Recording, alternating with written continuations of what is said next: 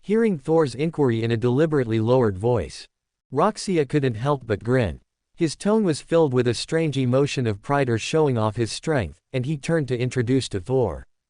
Thor, let me introduce you, this is warband leader Tiberius from the Carcharodon's chapter, and the 5 friends behind him are his bodyguards. That's right, they are all real Astartes, and they are the kind with super fierce combat power. Listening to Roxia's words, the expression on Thor's face seemed to become much more serious. He subconsciously tightened his grip on Mjolnir in his palm. The whole person straightened his back and walked to the front of Tiberius. Thor's gaze looked up slightly at the other party's metal helmet and said in a deep voice. Hello, stranger friend. I am the guardian of the 9 realms, the next heir to Asgard, the prince of Asgard, Thor, the god of thunder. Bang! Sol's words had just fallen, accompanied by a dull, metallic clang. A lightning-powered claw, even larger than Sol's head, landed heavily on the metal armor of his shoulder. 2 rows of jagged, sharp teeth, each the size of a mortal's fist, were only a centimeter away from his face. And the terrifying force, which hadn't been reduced much, caused the concrete ground beneath Sol's feet to crack suddenly, making him seem to shrink an inch out of thin air. At the same time, through his helmet's visor, warband leader Tiberius looked past Sol's flushed face. He looked at Luo Sha, who showed a hint of helplessness between his brows, and said in a deep voice. Although I don't understand what he's saying, since this psyker can barely withstand my friendly exchange, he will definitely be of great help to the Primarch. Sol, this warband leader Tiberius doesn't understand our language, but he told me that you are very strong and a rare Asgardian warrior. Chuckling, Luo Sha quickly drove his power armor forward. He successfully rescued Sol, who was barely maintaining a stiff smile, from Tiberius's devil claws. Immediately afterward, as soon as Sol turned around, he couldn't help but grit his teeth and gasp. Hiss. He deliberately lowered his voice and asked Luo Sha beside him. Brother Luo Sha, where did you find this big guy? Are you sure there's a human inside that power armor? I thought my shoulder was hit by a Jotunheim ice beast. Sol, in their hometown, Tiberius is just an ordinary warrior with a little bit of fame. As for your little confusion, I can guarantee 100% that he is human, he's just a bit developed, physically. Luo Sha raised his eyebrows slightly and said with a smile to Sol. At the same time, he subtly shifted the topic away from the question of origin. A thick arm fell beside the constantly trembling Sol. He couldn't help but turn his head and give Tiberius, who remained silent, another stiff smile. Afterward, he subconsciously moved away from this new, big friend, who was nearly 3 meters tall. Although, based on Sol's powerful physique and the influence of magical factors, the friendly exchange he displayed didn't amount to much injury. But it still really hurt. Physical pain is an unchangeable fact. Whoosh, whoosh, whoosh. Just then, accompanied by a series of whooshing thrusters cutting through the sky and the faint sound of rock and roll music. More than 30 mechanical armors of varying sizes, even with different shapes, descended from the sky one after another.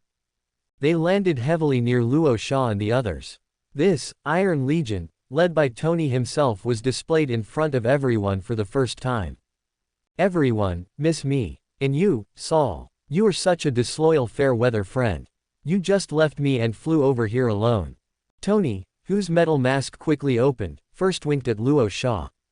Then, he turned his gaze to Sol, who was gradually recovering, and complained loudly to him. Having just endured some minor stimulation, and feeling somewhat guilty about his previous actions, Sol simply pretended not to hear and turned to look at Luo Sha. So, Luo Sha, temporarily acting as a buffer, immediately drove his power armor forward.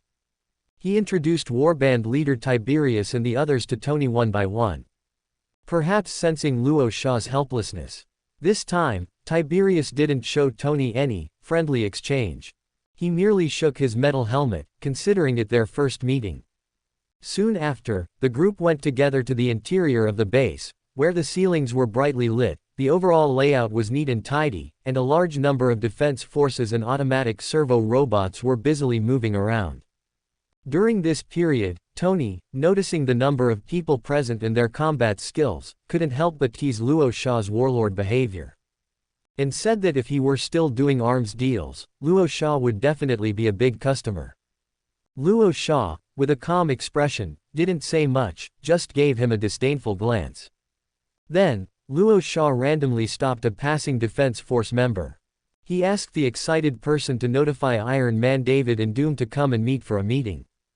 About 15 minutes later, Doom, wearing a set of silver power armor with a slightly slender shell, and draped in a dark green cloak, and Iron Man David, with blue light flickering in his eye sockets, slowly entered the interior of the conference room. Seeing that the important combat forces participating in this mission had basically gathered, Luo Sha, who quickly got up in his power armor, immediately began to explain the relevant plan to the people in front of him. Iron Man David, standing beside him, also cooperated very well by projecting a large number of maps or images from his eye sockets, helping everyone understand and digest the information, and also translating the words for the Shark Eaters. The target for the first battle of the Hydra Annihilation War was Baron Strucker. He was the most powerful team on paper among the various Hydra factions. Not only did he recruit a large number of combat personnel, but he also possessed a large number of ground-armored units and a certain amount of airstrike power. Even the 11 small and medium-sized bases scattered throughout continental Europe, in addition to his main base in Sokovia, were a considerable trouble. So, Luo Sha also came up with a combat plan that he had temporarily devised. That is, to have the amazingly powerful people each lead a certain number of smart-controlled legions or defense forces. First, eliminate all of the opponent's small and medium-sized bases. Then, everyone will join forces to besiege the most important main base. When everyone present basically understood the entire plan, and there were no objections, Luo Sha, who subconsciously breathed a sigh of relief, began to assign tasks according to everyone's combat capabilities. The 4 medium-sized bases were to be solved by Luo Sha himself, Warband leader Tiberius, Doom, and Tony, who had brought a large number of family members. The remaining 7 small bases were to be handed over to the 5 Astartes bodyguards and Saul, who had the fastest flying speed, to clean up. Among them, Saul and Tony, who had independent flight capabilities, would serve as special units to fill in the gaps.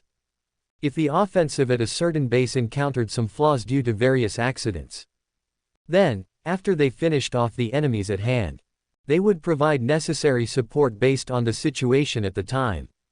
In addition, Iron Man David, who was stationed at the base, would also coordinate the movement routes of each team and shield any information leaks from the battlefield. Does anyone have any questions? You can ask them at any time. At this moment, Luo Sha, whose mouth was dry, quickly glanced around at everyone. He subconsciously swallowed the saliva he had just secreted and asked in a deep voice. My question is, will we leave anyone alive in the raid?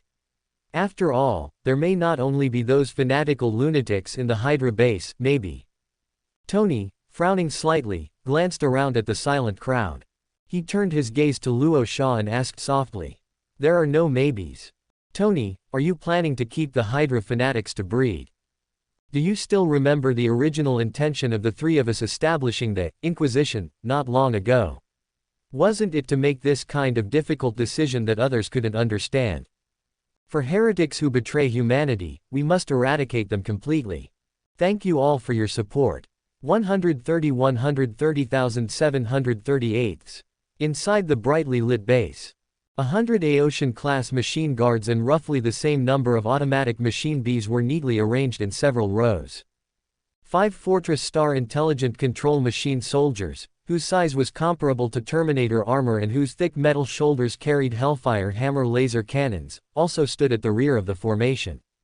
Now, the fully prepared Intelligent Control Legion was awaiting the issuance of battle orders. At the same time, 3 companies of defense forces also formed a neat square formation. They listened to the company commander's orders and began checking the weapons and equipment they were carrying. The next moment, the group, having fully reached a consensus on the operation, walked out of the base's conference room. Warband leader Tiberius gave a few instructions to the Astartes guards. First, with the assistance of Iron Man David, he obtained the coordinates for the mission.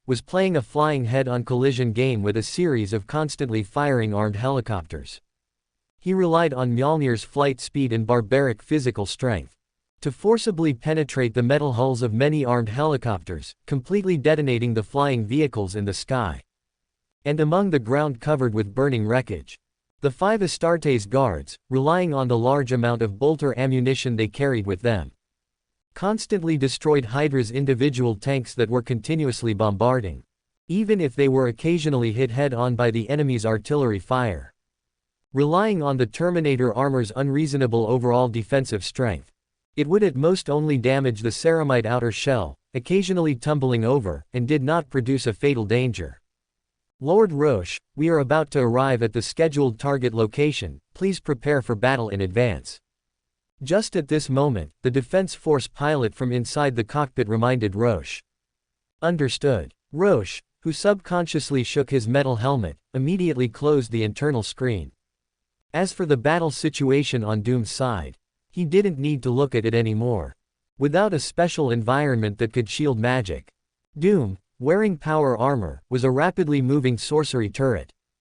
In addition, with the Defense Force's bravery and good fighting skills, and the Intelligent Control Legion's strong cooperation, dealing with a Hydra medium-sized base was simply a piece of cake. The next moment, Roche, taking a deep breath, drove the power armor to slowly rise from the cockpit seat. One of his palms held the green light-entwined blood scythe. The other hand gripped the furnace heart tightly. Whoosh whoosh whoosh, accompanied by the gradually opening hatch door. A gust of wind swept in by the transport's engines fiercely blew across the blue ceramite outer shell. Hydra heretics. The Angel of Death has come. One by one, azure plasma balls continuously erupted from the muzzle of the furnace heart, while completely penetrating a line of Hydra single-person tanks. It also burned dozens of Hydra elite warriors on the firing path into ashes that scattered with the wind. Buzz buzz buzz, accompanied by bursts of roaring chainsaw swords echoing with piercing sounds. A group of Carnifex guards swiftly moved across the battlefield in tacit cooperation with several automata drones, constantly harvesting the fragile lives of the heretical enemies. At this moment, after quickly scanning the battlefield situation, Roche immediately put away the furnace heart. He gripped the blood scythe, its sharp blade wreathed in green light, with both hands. He exerted himself to drive the power armor. Like a runaway blue train, he launched a charge towards the Hydra commander who had revealed his location. Instantly, countless large-caliber solid bullets and laser beams relentlessly focused on the ceramite armor, erupting with a large number of dazzling sparks and dark red high-temperature marks. However, at this time, he had already successfully crossed most of the battlefield. Approaching the Hydra commander, Roche unhesitatingly swung the blood scythe. With only a few sweeping attacks, he completely cleaved a group of Hydra heavy infantry surrounding the commander into pieces of flesh and blood.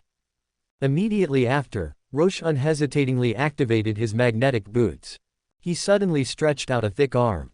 The huge hand, encased in ceramite metal, violently crushed the entire head of the Hydra commander. Crack, accompanied by a crisp sound of bones breaking and a miserable wail from the dying human. The headless corpse of the Hydra commander was casually thrown by the ruthless Roche onto the ground littered with corpses. Subsequently, he once again gripped the blood scythe in his palm. Driving the power armor, he launched a fierce attack towards several other cleverly positioned firing points. For a time, the buzzing of the plasma revolver and the Hydra energy guns, the roar of countless solid bullets was mixed with the fierce roars or dying wails constantly erupting from the Hydra soldiers.